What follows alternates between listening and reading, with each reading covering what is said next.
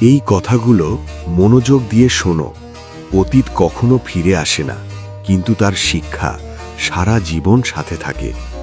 জীবনে অনেক ভুল হয়, কিন্তু সেই ভুলই মানুষকে পরিপক্ক করে তোলে।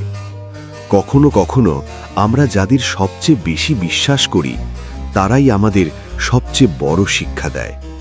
অতীতের কষ্টই ভবিষ্যতের শক্তি হয়ে দাঁড়ায়। সময় চলে যায়, কিন্তু কিছু স্মৃতি কখনো পুরনো হয় না। যে মানুষ অতীত থেকে শিক্ষা নেয়, সে ভবিষ্যতে কম ভুল করে। কিছু মানুষ শুধু স্মৃতি হয়ে থাকার জন্যই জীবনে আসে। অতীতের জন্য আফসোস করলে বর্তমানটাও হারিয়ে যায়। জীবনের অনেক গল্প আছে, যেগুলো শুধু স্মৃতির পাতারে থেকে যায়। অতীত বদলানো যায় না, কিন্তু ভবিষ্যৎ এখনো তোমার হাতে। কখনো কখনো হারিয়ে যাওয়াই নতুন পথ খুঁজে পাওয়ার শুরু। জীবনের কিছু মুহূর্ত ছোট হলেও তার মূল্য অনেক বড়।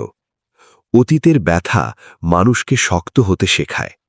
কিছু স্মৃতি হাসায়, আবার কিছু স্মৃতি নীরব করে দেয়। যে মানুষ অতীত ভুলতে পারে না, সে নতুন ভবিষ্যৎ গড়তেও পারে না।